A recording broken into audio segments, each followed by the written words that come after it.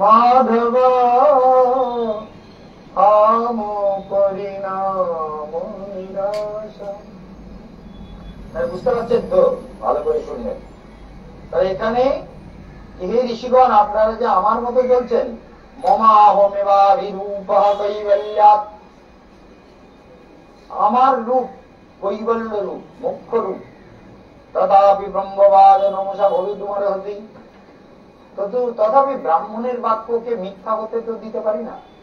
তথাপি ব্রহ্মবাদ নো মৃষা, মৃষা মানে মিথ্যা। ব্রাহ্মণের ইচ্ছাকে মিথ্যা করা যাবে না। তোমরা প্রার্থনা করেছো আমার মতো পুত্র, কিন্তু আমার মত তো আর একটা হবে। আমি তো কৈবল্য রূপ, মুখ্য রূপ, জ্ঞান রূপ, মন্ত্র রূপ, শব্দ রূপ, ওঙ্কার রূপ। আমি সমস্ত চেতনার ঊর্ধ্বে, ভাবনার বাইরে।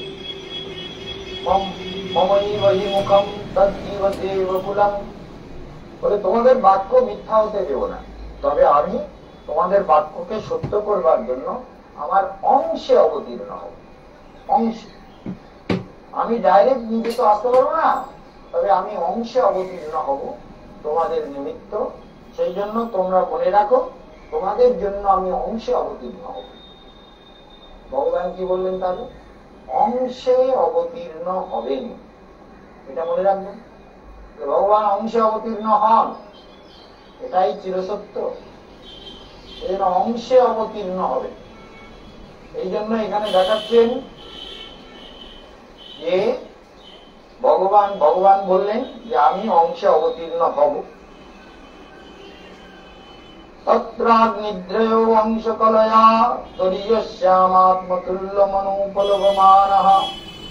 আমি মতুল্য কোন পুরুষ দেখিতে পাইতেছি না, অতএব আমি অংশকলার দ্বারা আগ্নিদ্র পুত্র নাভিরাজের অর্থাৎ নাভি সম্বন্ধী ক্ষেত্র মেরুদেবীকে পুত্র রূপে অবতীর্ণ হইব। আমি অবতীর্ণ হব, ভগবান বললেন।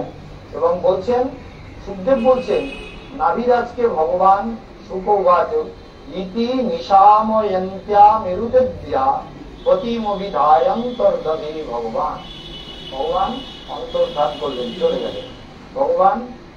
আর সমস্ত কথা নাভি পত্নী মেরুদেবী স্বামীর পাশে অবস্থিত ছিলেন, সুতরাং তিনিও সব কথাই ভগবানের উপদেশগুলো শুনতে পেলেন। এবং বলছেন যে বিষ্ণুরাত, হে বিষ্ণুরাত, জানেন তো এই কথাটা? বিষ্ণুরাত, হে বিষ্ণুরাত। আরে পরীক্ষিতের আসল নাম হলো বিষ্ণুরাত। পরীক্ষিতের আসল নাম বিষ্ণুরাত। এখানে বলছেন বিষ্ণুরাত বলে সম্বোধন করলেন। কেন? বলে পরীক্ষিতের আসল নাম তো বিষ্ণুরাত, জন্ম হয়েছে বিষ্ণুরাত নাম, বিষ্ণুরাতই তার নাম। কিন্তু জন্মাবার পরে কাদা কাদা বাদ দিয়ে সবার মুখের দিকে তাকাচ্ছে। ওই সেই লোকটা কই, যাকে মায়ের গর্ভে সেই পরম সুন্দর, এই ব্রহ্মাস্ত্র থেকে দিয়ে মায়ের গর্ভে আমাকে রক্ষা করলেন, সেই অত্যন্ত সুন্দর, কত মনোরম, সেই চিকিৎসাধারী, সেই শ্যামল সুন্দর মধুর রূপ, সেই লোকটা বলে গেল। তাকে তো দেখতে পাচ্ছি না। তার উত্তরার গর্ভকে লক্ষ্য করে অশ্বত্থামা ব্রহ্মাস্ত্র নিক্ষেপ করেছিল। তাই মাতৃগর্ভে ওই বিষ্ণুরাতকে যিনি রক্ষা করেছিলেন, তিনি হলেন কৃষ্ণ, সুদর্শন চক্রধারী ভগবান। তাই রক্ষা করার জন্য তাই তিনি ওই খুঁজে সবাইকে দেখছেন, কি ব্যাপার করে সেই লোকটা পাচ্ছি না, তো সবাই দিকে ঘাড় ঘোরায় আবার ওই লোকদের। আজকাল যেমন দেখেছেন, সেদিনকে দেখা যাচ্ছে জন্ম নিয়ে এমনই পয়দা হচ্ছে, সে একবার ট্রেটাকে ধরে রেখে তার ছাড়ে না। তাহলে ছাড়ানোর চেষ্টা করছে, ট্রে মুঠো করে ধরেছে। সে বলছে ও মরার সময়কে কি চিন্তা করে বলেছে, ওটা মল্লযোদ্ধা ছিল মনে হয়। মানে ট্রে দেখিয়ে কেসা হয়, ট্রেটাকে ধরে নিয়ে উঠেছে। ওই জন্ম নেওয়ার পরেই যে ট্রের মধ্যে তাকে মার পেট থেকে বের করেছে, সেই ট্রেটাকে ফেলে ধরে। চিন্তা করে কি রকম সব বাচ্চা জন্মাচ্ছে। মল্ল ছিল না হলো এরকম করে ঠেলে ধরে, মার পেট থেকে বেরিয়ে যে ট্রেতে তাকে মার পেট থেকে ধীরে ধীরে ঠিক করেছে, সেই ট্রেটাকে টেনে ধরেছে। সেই তাকে তুলতেছে, সে ট্রেও ছাড়তেছে, ট্রে শুধু উঠছে। চিন্তা করি, এইবার পরীক্ষিত মহারাজ জন্ম নিয়ে তিনি পরীক্ষা করছেন, সেই লোকটা সবার মুখের দিকে তাকান, ভালো করে করে দেখে সেই লোকটা করি। যে যাকে আমি মায়ের গর্ভের মধ্যে এত সুন্দর করে দেখলাম, সে অখিল সমৃদ্ধ সিন্ধু আনন্দ রসরাজ ভগবান, তাকে তো আর দেখতে পাচ্ছি না। ভীষণ পর্বত কোথায় গেল সে ভগবান? চিন্তা করবেন। এইরূপ ভাবে পরীক্ষিত মার পেট থেকে জন্ম নিয়ে খুঁজছেন। সেই জন্য ঋষিরা তাকে বললেন, বলে পরীক্ষা করছি তো প্রভু কোথায়, তাই এর আর এক নাম হবে পরীক্ষিত। তাহলে বিষ্ণু রাত হচ্ছে আসল নাম, পরীক্ষিত হলো পরের নাম। যেমন ব্যাসদেব, আপনার ব্যাসদেব বললে বোঝেন, কিন্তু ব্যাসদেবের আসল নাম তো কৃষ্ণ দ্বৈপায়ন, এর আসল নাম কৃষ্ণ দ্বৈপায়ন। কিন্তু বেদকে বিভাজন করেছেন বলে, বেদ যাতে মানবের বোধগম্য হয় সেজন্য বেদ বিভাজন করেছেন, ব্রহ্মসূত্র লিখেছেন, উপনিষদাদি লিখেছেন, অনেক কিছু, মহাভারত লিখেছেন। এসব লিখেছেন কেন? বেদকে বিভাজন করেছেন বলে তার নাম ব্যাসদেব। ব্যাসদেবটা বিভক্তা হলে ব্যাসদেব বলে, ব্যাস মানে বিভাজন, বিভাজন করেছেন, কিন্তু তার আসল নাম হচ্ছে কৃষ্ণ দ্বৈপায়ন। তেমনি পরীক্ষিতের আসল নাম হচ্ছে বিষ্ণু রাত। মনে রাখবেন, যা মনে টনে রাখবেন না, ওগুলো বেশি লিখে মনের মধ্যে ছেলে মেয়ে ঘর বাড়ি কত কিছু আছে, মহারাজ তো বোঝে না, না ওই জন্য বলে মনে রাখবেন। খেয়ে খাওয়ালে তো মহারাজ শুধু বলে মনে রাখবেন, আমরা অত কিছু মনে রাখতে যাবো না। যারা পাঠটাট করবে তারা মনে রাখুন, আপনি মনে রাখুন, আরো লোক মনে রাখুন। আমরা একটু একটু শুনবো ভগবানের কথা, যা একটুখানি শুনলাম, ভালো লাগলো, ঠাকুরের কথা, ঠাকুরের নাম, ঠাকুরকে নমস্কার করলাম, আপনাকেও নমস্কার করি। অনেকে তো বাড়িতে আমার পাঠের সময় আগে, এখন শুনতে পাই না, বলে আমরা ধূপ দ্বীপ জেলে আপনার পাঠ শুনি। ধূপ দ্বীপ জেলে মহারাজকে প্রণাম করে পাঠ শুনতে বসে। এখন অবশ্য অতটা শুনতে পাই না, এখন সবাই শোনে, মন্ত্রাণ দিয়ে শোনে, আমার কথা সবাই শোনে। তবে 5 দিন শোনে, কালকে যেমন রবিবার, কালকে শুনতে পাবেন, কিন্তু সোম মঙ্গলবার হবে না। এই জন্য যারা যারা আমার পরিক্রমায় যাবেন, অর্থাৎ এই যে 4 তারিখের প্রোগ্রাম শুনছেন, মে মাসের মধ্যে সমস্ত বুকিং কমপ্লিট করবেন। যেখান থেকে ভক্তরা যাবেন, একে অপরকে আত্মীয় স্বজনের সঙ্গে ফোনে যোগাযোগ করে নেবেন। মহারাজ প্রথমে নিয়ে যাবেন আমাদের অযোধ্যায়, অযোধ্যায় গিয়ে দুপুরবেলা অর্থাৎ রাত 8:25 যে ট্রেনে উঠবো, পরের দিন দুপুরবেলায় গিয়ে ওই রামলালার ওখানেই প্রসাদ পাবো।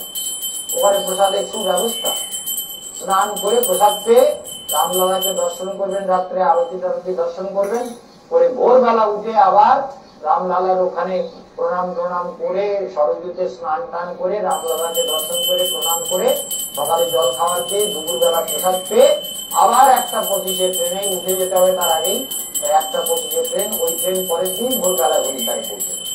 সেই জন্য মনে রাখতে হবে যে মহারাজের সঙ্গে আমরা যারা যাচ্ছি, তারা প্রথমে রামলালাকে গিয়ে প্রথম দিন দর্শন, দ্বিতীয় দিনে দর্শন, দুপুরবেলা প্রসাদ গ্রহণ, তারপরে আমরা রাত্রের জন্য যদি পারে নিজেদের কাছে ডিব্বা থাকে, প্রসাদ ওখান থেকে একটু নিয়েও নিতে পারে রাত্রে খাওয়ার জন্য, নিয়ে নেবেন, নিয়ে সোজা হরিদ্বার। হরিদ্বারে গিয়ে নামবেন ভোরবেলায়। সেখান থেকে হয় আমরা ভারস্ব আশ্রম সঙ্গে থাকবো, তা না হলে আমরা দেরাবাল ধর্মশালায় থাকবো। এখনো কনফার্ম করিনি, তবে প্রোগ্রামে লেখা আছে দেরাবাল ধর্মশালার নাম, যেটা একদম হরিদ্বার পুলিশ স্টেশনের সামনে। সেই জন্য পরের দিন সকালবেলা আমরা কিন্তু ওখান থেকে গঙ্গোত্রী রওনা হবো। সেই জন্য ওই দিনটা সারাদিন আপনারা হরিদ্বারের অনেক কিছু দর্শন করতে পারবেন। বিল্লকেশ্বরের মন্দিরে যেতে পারবেন, সকালবেলা জল খাবার টাবার খেয়ে বিল্লকেশ্বর হয়ে, তারপরে মনসা মন্দির হয়ে, প্রথম গাড়িতে এতক্ষণ বসে বসে তো ঠ্যাং ট্যাং জমে যাবে, সেগুলোকে ছাড়াবার জন্য আমার সঙ্গে চলবেন বিল্লকেশ্বর। বিল্লকেশ্বরে যেখানে গৌরী দেবী তপস্যা করেছেন, সেই গৌরী কুণ্ড, যেখানে ভোলাগিরি সিদ্ধিলাভ করেছেন, সেই ভোলাগিরি সিদ্ধপীঠ, সেগুলো দর্শন করে বিল্লকেশ্বর মহাদেবের মাথায় জল ঢালবেন। জল টল ঢেলে তারপরে সোজা মনসা মন্দির, মনসা পাহাড়ে চলবেন। মনসা পাহাড়ে গিয়ে, মনসা পাহাড়ে চলে, মনসা পাহাড়কে দর্শন করে মনসা দেবীকে মনের কথা বলে আসবেন। কি চান, ছেলে চান না মেয়ে চান না বউ চান, স্বর্গ চান না ভক্ত চান না মৃত্যু চান না দুঃখ চান না ভগবানকে চান, কোনটা চাইবেন? মনসা দেবী মনের ইচ্ছা পূরণ করে। এটা বলে টোলে নিচে নামবেন, নেমে গঙ্গা স্নান করে ভোরবেলা প্রসাদ পাবেন। বিকেলবেলা পারলে একবার হরকে বোধ ঘুরে আসবেন, এসে তারপরে দিন ভোরবেলা আমরা গঙ্গোত্রীর পথে রওনা হব। সেই জন্য এই জীবনটাকে মহারাজের গাইডলাইন মেনে, অমর কথা শুনে সাধনার পথে এগিয়ে চলুন। জীবন পথকে সুন্দর করুন, আধ্যাত্ম জীবনের পথে এগিয়ে চলুন। আর ভগবান বলছেন আমি আমার অংশে অবতীর্ণ হব। নাভির পুত্র রূপে ভগবান বলছেন, ভগবান বিষ্ণুরাত ভগবান সেই যজ্ঞে ঋষি শ্রেষ্ঠগণের দ্বারা উক্ত প্রকারে আরাধিত হইয়া নৈষ্ঠিক ব্রহ্মচারী সন্ন্যাসী বানপ্রস্থ তথা যাজ্ঞিক গৃহস্থদিকে স্বীয় আচার দ্বারা তাহাদিকে ধর্ম প্রদর্শনার্থ নাভিরাজের প্রিয় সাধন মানুষে তাহার অন্তঃপুরে ভার্যা মেরুদেবীতে শুদ্ধ সত্য রূপে মূর্তি পরিগ্রহণ পূর্বক অবতীর্ণ হইলেন। ভগবান অবতীর্ণ হলেন, সুখদেব গোস্বামী বলছেন। তনুবতার, এবং তারপর কি বললেন? সুখদেব বলছেন ভূমিষ্ঠ হইবা মাত্রই তার চরণতলে অনেকগুলো চিহ্ন দেখা গেল। ভগবান যে কেউ হতে পারে না। আমাদের হাতে একটা একটা চিহ্ন আছে, এখানে যেমন একটা মৎস্য চিহ্ন আছে, এখানে একটা বল্লী ফুল আছে, এখানে একটা ত্রিশূল চিহ্ন আছে। এইগুলো কিন্তু সাধারণত কিছু কিছু বিশেষ চিহ্ন থাকে সাধুদের, কিন্তু ভগবানের চরণে সব বিভিন্ন চিহ্ন আছে। চতুষ্কোণ, অষ্টকোণ, রথ, বল্লী ফুল, তারপরে কলস, তারপরে কি বলে আপনার বজ্র, তারপরে অঙ্কুশ, তারপরে অর্ধচন্দ্র, ছত্র, মৎস্য, কমল, নানান রকমের দিব্য চিহ্ন ভগবানের চরণে 32টা চিহ্ন থাকে, মনে রাখবেন। সেই চিহ্নগুলো নিয়ে যিনি জন্মান তিনি ভগবানের অবতার। তা না হলে একটু আধটু শক্তি তো আমাদের কাছেও থাকে, কারণ যে একটু আধটু শক্তি যারা নিয়ে আসে তাদের হাতেও সেই লক্ষণগুলো ফুটে ওঠে। সেই জন্য মনে রাখবেন, ভগবান শ্রীহরির উপাসনা করে মেরুরাজ ভগবানকে পুত্র রূপে লাভ করলেন এবং তার অদ্ভুত যশ জগতে খ্যাত হল। তিনি আমরা আপনাদেরকে বিশেষ করে জানিয়ে দিই যে ব্রজধাম পরিক্রমা এবং এই সমস্ত পরিক্রমা নিয়ে 17,500 টাকা নির্ধারিত হয়েছে। আপনারা যারা বাগবাজারে আসবেন ফোনে বুকিং করে চলে আসবেন। ব্রজধাম পরিক্রমার জন্য সবাই নাম লেখাবেন এবং দেরি করবেন না, মে মাসের মধ্যে বুকিং শেষ করবেন, কারণ জুন মাসে টিকিট হবে। ফর্ম ফিল আপ করে যাবেন, টাকা জমা করে যাবেন। টাকা জমা না হওয়া পর্যন্ত টিকিট হয় না, এটা জেনে রাখবেন।